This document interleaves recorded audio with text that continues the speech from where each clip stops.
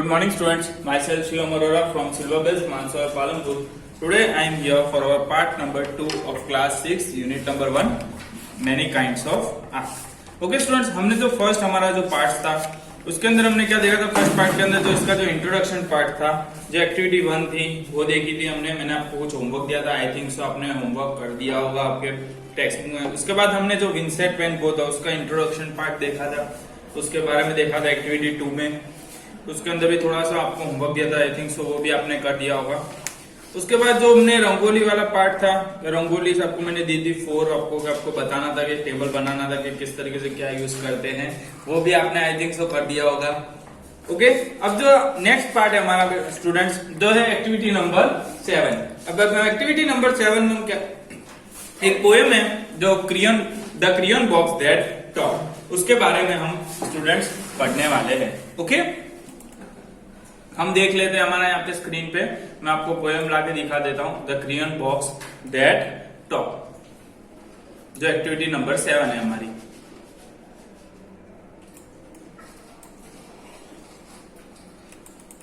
Okay students, ये हमारी जो एक्टिविटी नंबर 7 है वो the Kurien box that talk, उसके बारे में हम पढ़ लेते हैं।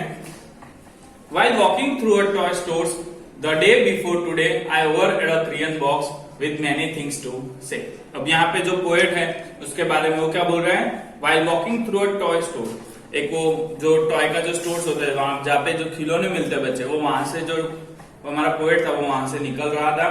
द डे बिफोर टुडे, जो द डे बिफोर टुडे जो बोल रहा है कि आज के दिन था उससे पहले वो वहां से निकल रहा था। The overhead a crayon box with many things to say, और वहां पे जो एक क्रियन बॉक्स था और वो एक दूसरे से बात कर रहे थे अंदर अंदर, और उसे ऐसा लगा कि इस क्रियन बॉक्स को कुछ कहना है।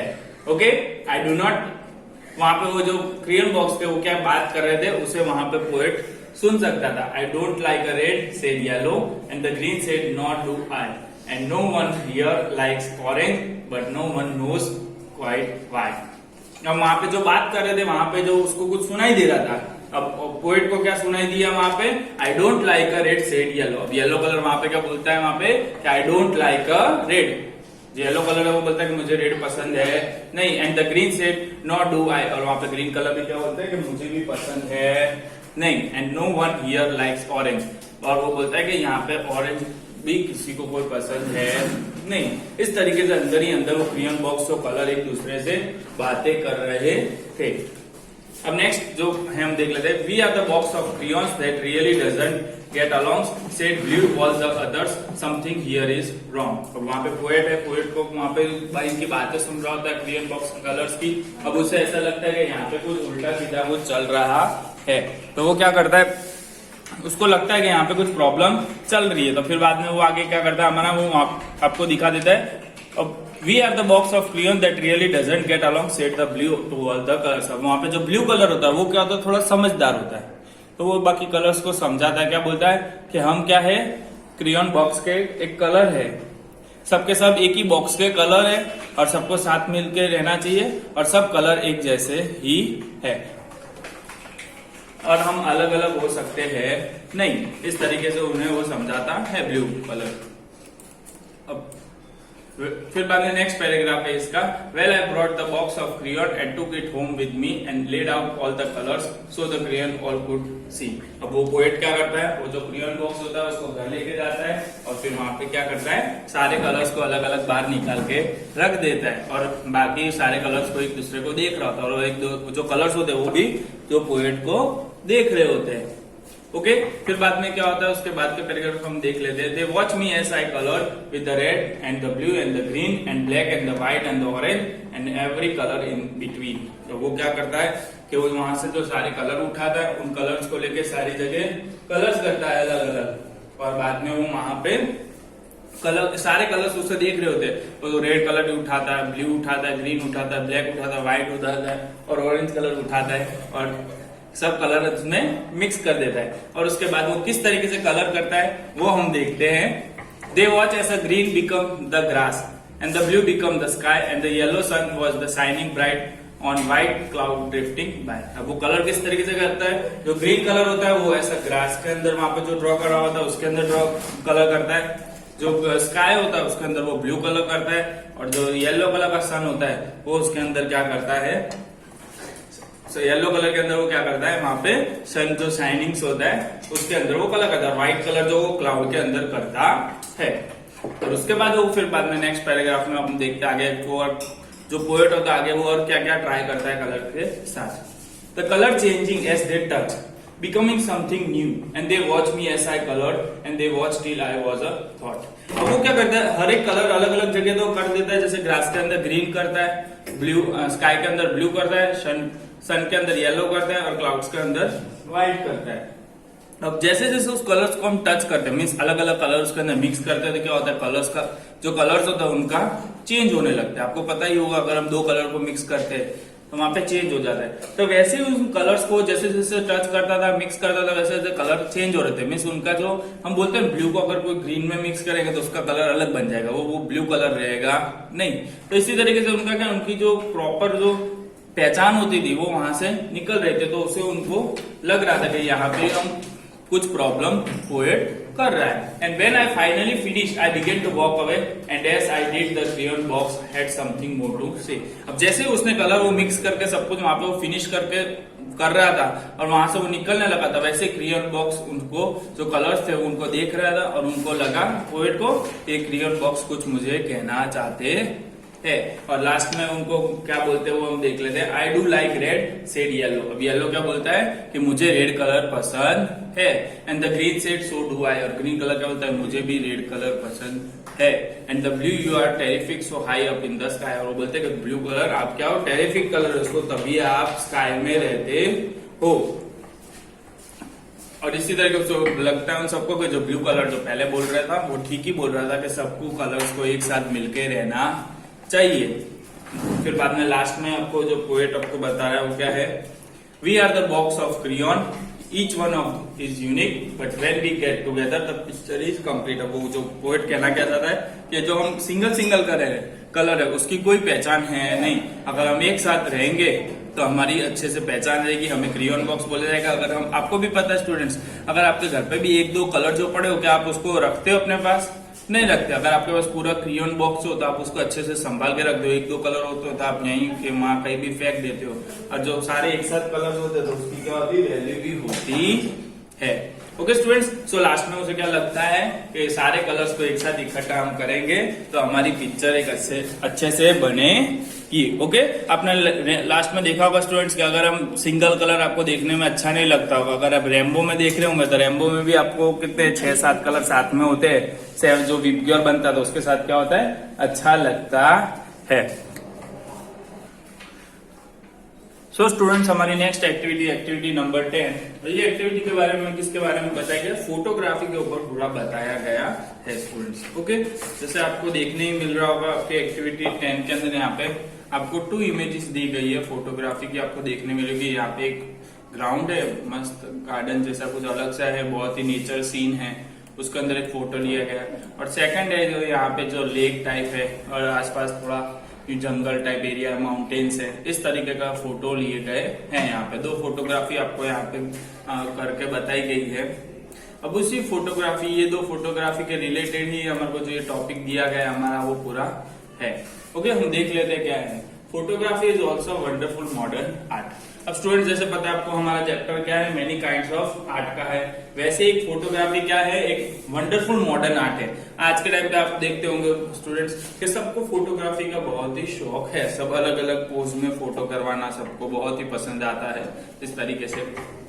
अब using variety of camera like digital, SLR and the mobile cameras, photographer capture image and arrange exhibition, participate in a photography competition at a national level and the international level as well as upload them on the websites for the various purpose। अब आपको बताइए ये जो अलग अलग varieties से photos लेते हैं, जैसे कि कोई डिजिटल कैमरा है, मीन्स DSLR है, फिर दूसरा एक कैमरा आता है SLR है, मोबाइल कैमरा हो गया। तो इस तरीके से ये आप फोटोग्राफीज ले सकते हो अलग अलग जो कैमरास में से।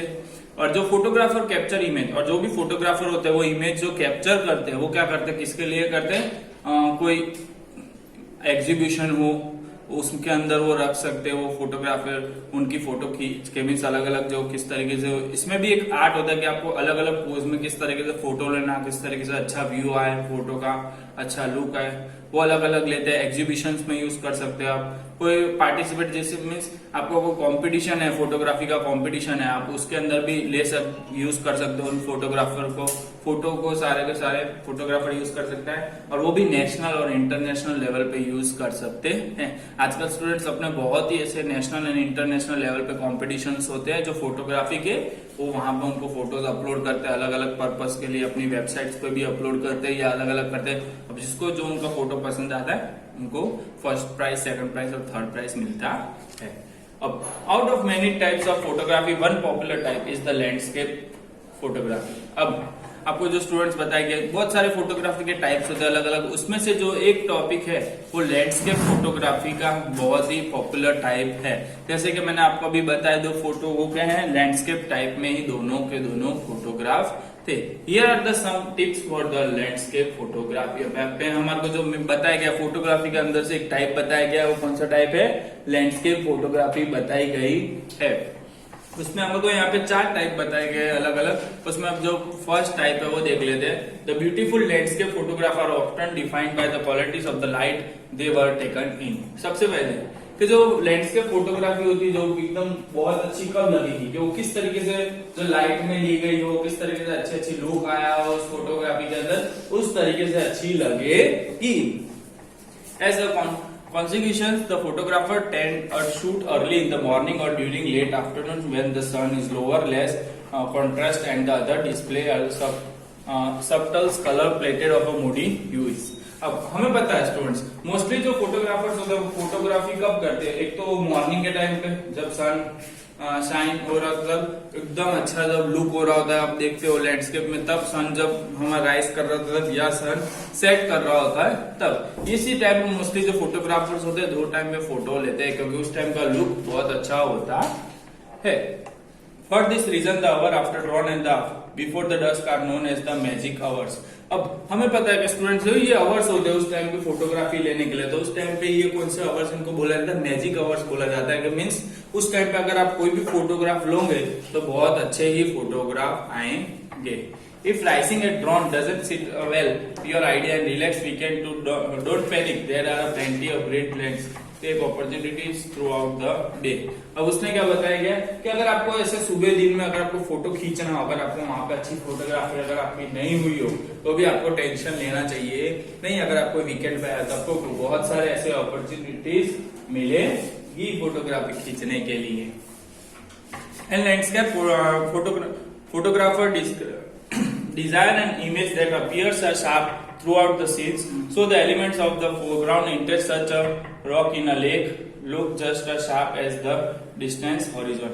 अब स्टूडेंट्स बहुत सारे जो फोटोग्राफर को उनको अलग अलग इंटरेस्ट होता है, कोई जैसे मीन्स फॉरेस्ट के अंदर जाके फोटो कर सकता है, कोई माउंटेन्स के अंदर, कोई अपने रॉक होता है उसके बीच में, कोई अपने मीन्स जैसे अलग अलग चीज जगह जहाँ पे अगर फोटोग्राफी का इंटरेस्ट होता है वो वहां पे जाके अलग अलग कर सकता है। आपको फोटोग्राफी अब कहीं पे भी जाके करो, मीन्स अगर जिसको अच्छे से फोटोग्राफी करने आती होगी स्टूडेंट्स, वो फोटो कहीं पे भी खींचे वो अच्छा ही फोटो आएगा, कोई भी जगह हो उसके लिए।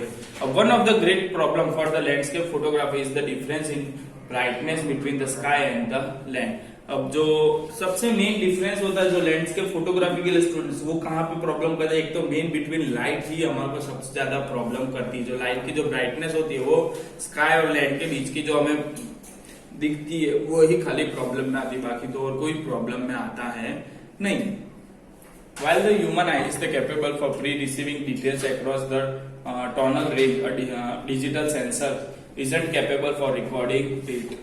अब हमें पता है ह्यूमन आई है, ये सारी चीजें है वो आंखों से सब देख लेता है कि कौन सी चीज है, तो हमें पता चल जाता है। अगर हम फोटोग्राफर यूज करते भी है फोटोग्राफी तो हमें पता चल जाएगा कि यहाँ पे अच्छी से रेंज नहीं आएगी, यहाँ पे अच्छे से क्लियर फोटो नहीं आ रहा, पीछे से ब्लैक आ रहा है, ब्राइटनेस भी अच्छी नहीं आ रही। इस तरीके से पूरा कैपेबल हमारे एक दिमाग में रिकॉर्ड हो जाता है कि हाँ कि यहाँ पे फोटोग्राफी अच्छी आ रही है। नहीं तो उस टाइम हमें फोटोग्राफी वहां पे करनी चाहिए नहीं। ओके, सो हमारा यहाँ पे जो लास्ट पैराग्राफ है वो देख लेते हैं। The great landscape photography is not easily about hunting out the most precious scenes in the most wonderful lights and at the most perfect time of the day. अब हमें पता है कि जो परफेक्ट आप जो फोटोग्राफी का जो टाइमिंग होता है, इसमें आप कोई भी अच्छा टाइमिंग होगा तो आप कोई टाइम पे भी इसको अगर फोटो खींचोगे तो आपको अच्छी ही आएगी। बट अपने को जब पता है कि जब फोटो का परफेक्ट टाइमिंग नहीं होता तो उस टाइम कितना भी फोटो खींच लो, कोई भी एंगल से फोटो खींच लो, वहां पे अच्छी आएगी नहीं। Indeed, there are many aspects of the world landscapes that are less glamorous, such as the effect of the heavy farming, rapidly expand shops, and the spoiling industry wasteland that can make a poignant subject for the conquered photographer. अब जो mostly जो photographers होते हैं उनको किस तरीका का topic चाहिए होता है, जैसे कोई वर्ल्ड का कोई लैंडस्केप का अच्छा है, लेस ग्लैमरस थिंग्स है, वहां पे भी वो अच्छी फोटो खींच सकते हैं। Such as an effect of heavy farming, अगर आप कहीं पे जो थोड़ा सा फार्मिंग नहीं है, बहुत कम है, अगर आप वहां पे फोटो खींचोगे तो स्टूडेंट्स वहां पे अच्छी आएगी नहीं। अगर आपको हैवी फार्मिंग है, मीन्स कोई पीछे अगर खेत है, फील्ड है, अच्छा, अगर आप वहां पे खड़े रह के फोटो खिंचवाते हो तो वहां पे क्या होगा, बहुत अच्छी फोटो आएगी। जैसे रैपिडली एक्सपांडिंग स्क्रब्स मतलब कि जो आउटलिंग जो सिटीज का एरिया होता है, मगर कई बार आपको पता है वो ड्रोन के ऊपर से पूरा एरिया लेते हो फोटोग्राफी में, वो बहुत ही अच्छा आता है, उस तरीके से वो करते हैं। स्पॉइलिंग इंडस्ट्री वेस्टलैंड, अब जैसे कोई इंडस्ट्रीज है, वेस्टलैंड मीन्स आपको पता है कि कोई कचरा पड़ा है वहां पे के सब उलट सुलट करके, वहां पे जो इंडस्ट्रीज में तो आपको पता है आप जाते हो तो सब उलट सुलट ही पड़ा था, कोई चीज कहाँ पड़ी थी, कोई चीज कहाँ पड़ी। अगर वहां पे भी फोटो खींचते हो तो वहां पे भी आपकी अच्छी फोटोग्राफी आ सकती है, अगर आपको फोटोग्राफी का शौक हो तो। Okay, so take the look at the effect of the man on the landscape near your home and use them as the photography subject. अब स्टूडेंट्स, मैं आपको एक होमवर्क दे रहा हूँ, इसमें आपको एक एक्टिविटी दी गई है कि आप अपने घर के आसपास का एक फोटो, जैसे आपके पास अगर कैमरा है तो कैमरा लेके जा सकते हो, अगर आपके पास फोन है तो आप फोन से भी इसकी फोटोग्राफी ले सकते हो। अगर आप अपने आसपास जाओ, कहीं भी ढूंढो, अगर आपको वो अच्छी जगह दिख रही है तो आप उसकी फोटो खींच के मुझे भेज सकते हो। अगर मुझे जिसकी फोटो अच्छी लगेगी उसको मैं ग्रुप में 1, फर्स्ट, सेकंड, थर्ड नंबर की प्राइज दूंगा। ओके, मुझे जिसकी भी फोटो सबसे अच्छी लगी उसको मैं फर्स्ट, सेकंड, थर्ड प्राइज दूंगा। बट उसके लिए क्या चाहिए आपको, बट आपको फोटो लैंडस्केप में होना चाहिए। आपको ये चीज देखना है, आपको लैंडस्केप का मतलब पता चल गया होगा, मैंने आपको बता दिया है। ओके, सो स्टूडेंट्स, इसके आपकी यहाँ पे एक्टिविटी यहाँ पे पूरी होती है, activity number 10। Okay, thank you.